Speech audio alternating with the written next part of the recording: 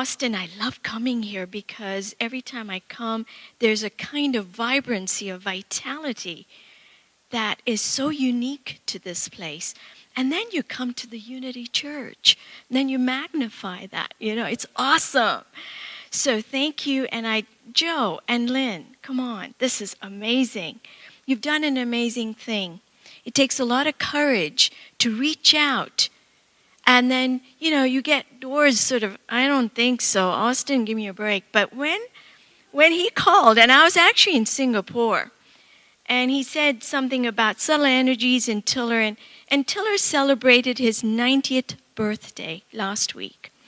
At 90 years old, and you've had a full career, I think you have a right to just, sit by the fireplace and do more calculations, because he continues to do that. So we're going to explore some very interesting science today. Okay? Because science is about finding the truth. Spirituality is about finding the truth. They're not separate. They're really together. Complementary pathways to knowledge. So I'm thinking about all of these things, and we're going to talk about consciousness, that really amazing question that we all, as human beings, have. Because there are levels of consciousness. There's a plant, there's a dog, and there's you, and you're the one who writes Beethoven's Fifth Symphony. What makes you different? We're going to actually explore these questions and also look at the more modern take on consciousness, look a little bit at brain science and so forth. Okay? Next, Bill Tiller, my mentor. When I was I had a very successful, or continue to have a very successful medical career. I knew there's much, much more than what modern medicine does, which is chemistry. When I do a blood test, I'm testing your chemistry. When I give you a prescription, I'm doing more chemistry. Everything I learned in medical school was about chemistry. Yes, anatomy and function and all that, but underneath that is biochemistry, okay? It's very powerful. And from that has modern medicine grown. But I knew there's much, much more. There's a big gap in conventional care. We have excellent care here in America, and yet we do not have the outcomes. And I'm a rheumatologist, somebody who looks after patients with chronic diseases, rheumatoid arthritis, chronic pain, gout, lupus, Sjogren's. All of these are the people I look after. And they're the ones who came to me, and I was in a very academic situation. The ivory tower of randomized controlled trials, of data. That's how we do medicine. We look at numbers. And then we try to fit them to you and me. Right? That's how we do medicine. But the patients were telling me something quite different.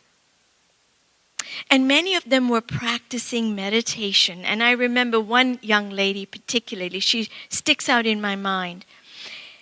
And so with my interest in mind-body medicine, I'm an integrative rheumatologist, I was invited to write a book chapter in the Mayo Clinic textbook of complementary medicine. And actually, complementary medicine is no longer correct. It should be integrative medicine, which speaks to the fact that conventional care and complementary therapy should work together. We're not opposites, okay? So, and really a lot of people now recognize that, so I will say integrative medicine. So as part of my interest, I was very, very keen to understand subtle energies. The subtle energies are the human biofield.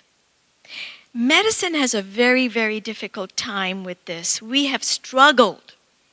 And we've struggled for more than 2 to 3 decades just to even accept acupuncture. It's the truth. I mean, millions of dollars. And finally, the American Pain Society does recognize it as a legitimate way to alleviate pain. And now we have to get all our tools out there because we have an opioid crisis on our hands. So as part of this book chapter, I was really diving into the randomized control data, right? This is how science is done. It was pretty good. But I wanted to go deeper. I wanted to know, what is this energy? And I came into the work of WilliamATiller. The first paper I held of his, I couldn't understand every 6th or 7th word if I was lucky. But something about that paper told me I have to go to this man. It was an intuition. And so I wrote to him. You were lucky you got a reply. I had nothing for months, but I followed up, and all I knew was he had retired and was living in Scottsdale. And I was giving a lecture in Scottsdale, and I insisted on meeting him, and he finally did. And at that meeting, that dinner meeting in Scottsdale, where WilliamATiller and Jean Tiller were both there, I realized I found my mentor. Because you want to find the truth. You have to have a way. You need a guru. And if you have a guru, hang on to them because they will show you a way forward. And for me, it was science. How do you have science show you things about consciousness and subtle energies? Well, Tiller had balanced both worlds, and he did that exquisitely. Okay? So there was a problem. He told me, go back, you shouldn't meddle in physics. Door closed. Except a few months later, he called me back and said, I've been thinking. Medicine is stuck in chemistry. I think you could communicate to your colleagues something new. So one of those new ideas, I hope we have time tonight, is to open the doorway to a major paradigm shift. Chemical medicine, and bridge it over to information medicine. Okay? So park that. If we get to it, we get to it. If we don't, it's fine. Because in the end, and I was telling this to Joe, the masters are always in charge. Whoever is meant to be here today is you. You were meant to be here today. We cannot control that. I've seen this over and over again, wherever there's a talk or something about the Buddha's relics. And you might be even interested, Buddha's relics to medicine? Oh yeah? Because there is a connection. We tend to silo things. We don't need to do that anymore. Next. Tiller is a master engineer. He was a material scientist and an engineer. That's his background at Stanford. And I'll tell you, an engineer mindset is something that bridges things. He builds physical bridges that you see out there and you go over with your car. But he was bridging concepts, ideas that seem so separate. But in his mind, in his engineering mind, they're not separate. He also has a tremendous expertise. He was a world's expert in crystals, crystallography. Crystals are very special materials because they have atoms arranged in them in a very highly symmetrical fashion. And you know, symmetry in nature gives you a clue to higher realms. And I think Tiller was particularly blessed in this way. In his conventional training, he had engineering mindset. He had the symmetry know-how, which is it's an unusual kind of mathematics. Very few people have that, but he had. But he had another ingredient. He was a highly inner-managed individual. How many times do you see science and you have a bodhisattva in the same person? Tiller is a bodhisattva. He just happens to know math. Okay, he could do the links. So he's building a bridge so that science can comfortably cross over to spirit at the other end. Like I told you, they're complementary pathways to knowledge. Okay, next. So this is the connection I'm trying to make. It's a connection few people actually even know about, because we go about our days, we don't think about these things. But science and spirituality are connected, and we will show one way to do that, because the relics give us a way. Next question. Okay. And next question. So, I'm going about my business, 2009, and I get a phone call. Nisha, go to Minneapolis because the Buddha's relics are touring. And I thought, I don't know what relics are. I'm a Hindu. I was raised in Kenya. I'd never even heard about a relic. But what my friend told me got me hooked. She said, they're Buddha's relics and they're on tour. I called that monastery immediately. Next, you can read these slides. Next. So, and next. Okay. In medicine, when I talk about consciousness, the question of consciousness, what do I think about? It's in your skull. How else can it? It's here. And then I went to see the relics. And it was a Sunday. I remember it so well.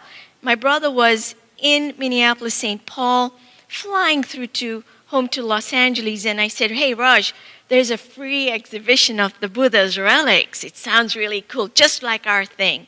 We went. Now, before I actually tell you about my experience, I just want to do an experiment. An experiment that, you see, the question of consciousness has always been the realm of philosophy. It's a philosophical question. People sit in armchairs and they discuss philosophy of what is consciousness. That's why I said a plant is consciousness. It grows, have a little sunshine, a little rain, it does things. It's conscious. The dog, the cat, the goldfish, they're conscious. So we have to explore something about consciousness and our perceived notions about it. And actually, there is such science. Philosophy is no longer an armchair science, folks. They are actually leaving their armchairs and doing contemporary science in the field. In other words, we're testing these preconceived notions about consciousness, and it gives a very important clue to why we think the way we do. So next slide. Okay. So suppose you look around your home and you see 4 items. We're going to ask ourselves, what of those 4 items have a mind? You see a picture of your daughter, you see your goldfish, a toaster, and printer cartridges. This has actually been done. Joshua Knobe of Yale University has done this experiment in the field. Now, when you look at the 4 items, immediately you say the conscious things are goldfish and the human. Yeah, pretty obvious. So what?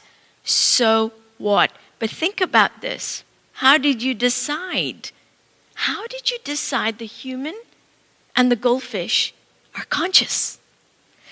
And Joshua Knobe says that we decide how something has consciousness based on what it does, okay, its functional thing, and number 2, what it looks like. Those 2 major things, okay? It's simplified, but just hold that. So, next slide.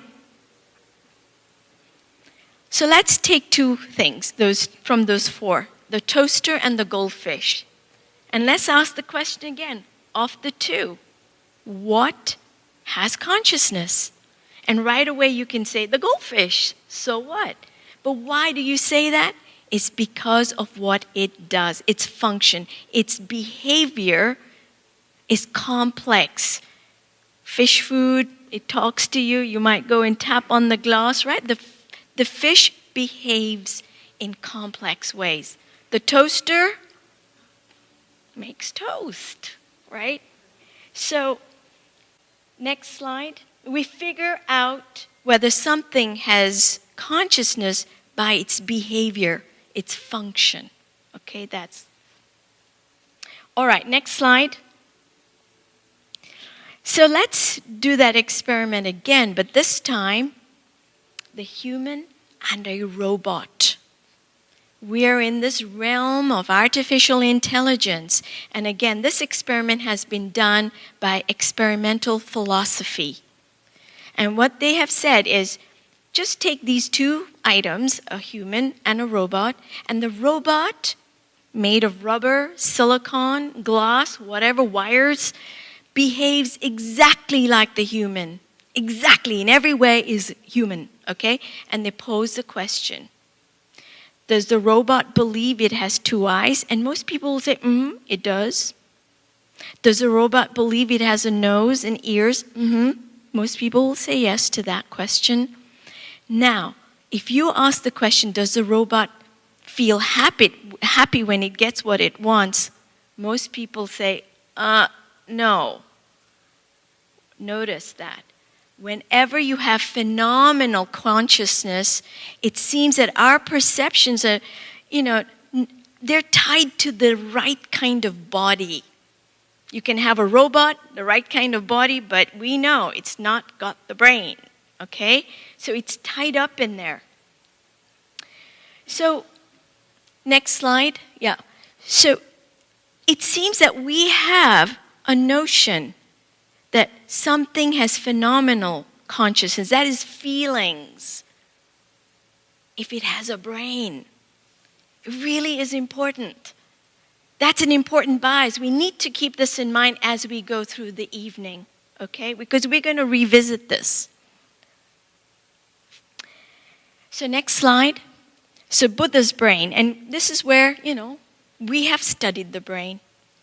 We have studied the lamas, the Tibetan lamas, from His Holiness's, he has many of those monks who are literally Olympic athletes when it comes to meditation. 10, 15, 20,000 hours of meditation. And we know their brains are different. They're different than yours and mine. Their frontal lobes look different. Their happiness center looks different. So they are different. There's no question about that. Next slide. And embedded in this data is the fact that when you meditate, you can make your brain better. You can pump up that muscle of happiness, of serenity, of peacefulness. We know that. But I've said we have a bias with all of this brain research. Next slide. Okay. Now, with this question, let's pose the same question with these objects. Do these objects have a mind? Most people say, I don't know, it looks like fish eggs. I really have had that happen. Next slide. What if I told you that these are the relics of the historical Buddha? These are his blood relics, okay? And they're part of the collection that I saw. This picture was provided to me by Lama Zopa Rinpoche, and I can freely use it. So by all means, if you want to take a picture of this holy picture, you can. So this is Buddha's relics, and this is what happened to me. Next slide. As I entered the monastery in Minneapolis that Sunday, as I remember, as I entered the doorway, it was like an immense presence. Immense, like Christ or Buddha was present. And it was a quiet Sunday. There was hardly anyone there. There was the monks on the side, and there was me and my brother. Next slide. The state was exquisite. There was no words to it. It was nonverbal. It was vast than anything I've ever felt. It was firm and gentle, almost paradoxical, but yet it felt familiar. like you'd come home. Next slide. There was a sense of peace, you know. I'm driving from Rochester, you know, the usual crowding things, and it all went. It just dissolved is the best way I can say. Next slide. Next. Okay. This was amazing.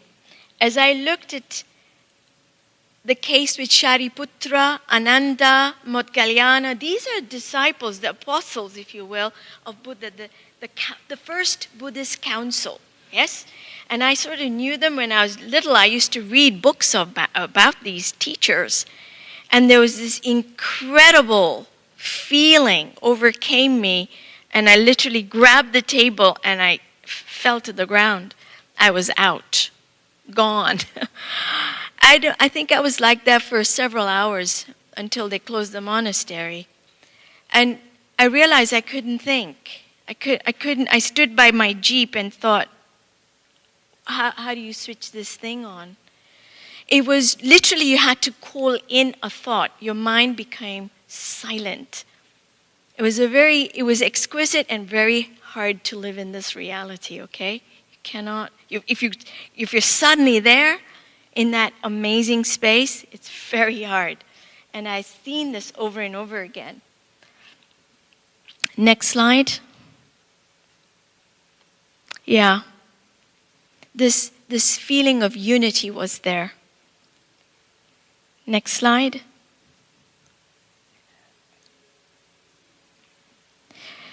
So, as we left the monastery, my brother and I made an intention. We're bringing the masters home, whatever that meant. We didn't know. So we want to bring this to our home. Now, the Relic tour had never been in a private residence before. This is nuts. But we wrote a letter to London, and we were granted permission. So the Relics came to our home in Los Angeles. Next slide. So that's the poster for it. Next slide. The next series of slides, I may just say next slide, it's the opening ceremony of the Relic tour, okay? And this is the head priest right in the front here of the Hindu temples in Los Angeles, and behind her is Rinpoche, the head monk of the Minneapolis temple who came to LA to help us. Next slide. This is the case of Shakyamuni relics, and you can see the little magnifying glass where you can really take a good look. Next slide. And within 2.5 days, we had about 3,000 people come through our living room.